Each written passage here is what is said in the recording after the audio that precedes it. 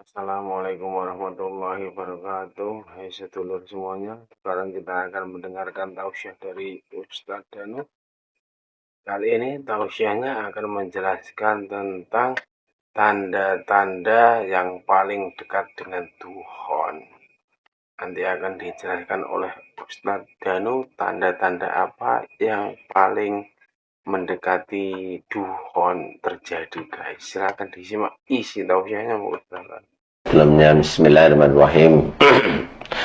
Jadi memang kalau Tuhan itu benar-benar terjadi, yang diawali sebelumnya dari dua hal yang kuat sekali nanti akan terjadi, yaitu salah satunya adalah bunuh-bunuhan antar kaum pada saat bulan Dzulhijjah.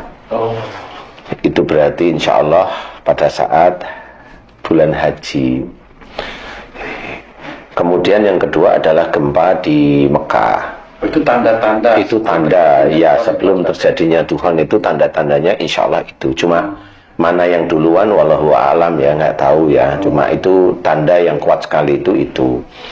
Kemudian tanda-tanda yang sebenarnya sudah kuat tapi tidak sekuat dua tanda itu, yaitu air di danau di Tiberias.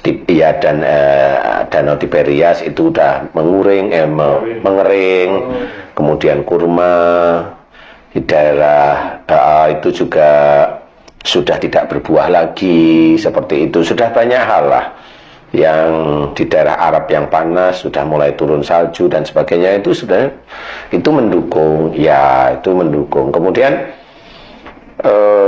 nanti pada saat Tuhan itu akan dihilangkan sebagian air, sepertiga hewan ternak, sepertiga tanaman. Itu memang benar, karena memang panasnya bumi.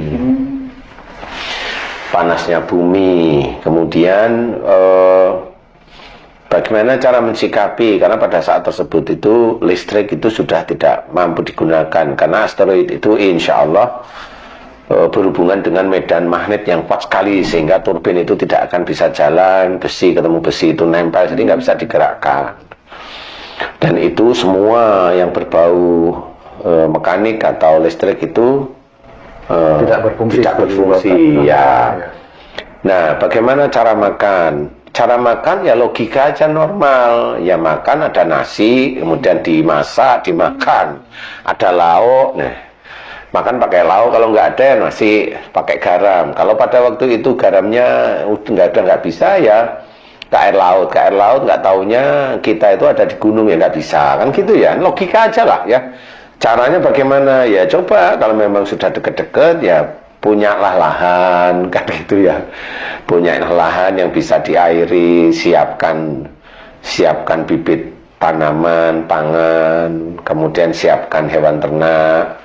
Tapi kalau hewan ternak itu nanti dimatikan oleh Allah Ta'ala, iya, tapi kan ya berdoa mudah-mudahan tidak dimatikan. Amin, itu amin. Kan harus ada doa. Iya, juga. benar. Karena itu tetap menuju untuk menjalankan ikhtiar Allah sebenarnya, ya. Jangan berputus asa dulu.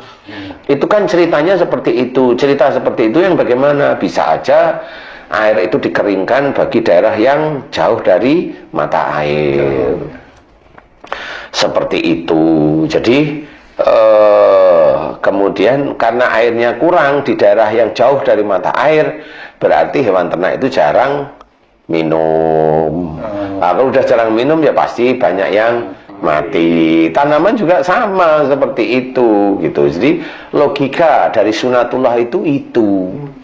Jadi kalau memang mau makan, ya harus pakai makanan biasa.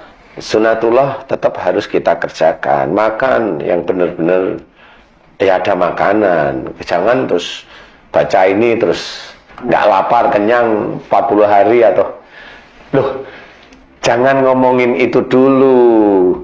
Kerjain dulu, kan gitu ya.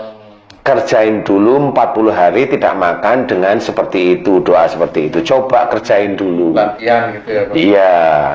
Latihan lah, nanti kalau 40 hari atau 41 hari itu goal, ya boleh diceritain, tapi tidak semua orang bisa nanti, ya kan. Jadi harus dibuktiin dulu. Jadi cobalah yang logis. yang logis dari kenyataan itu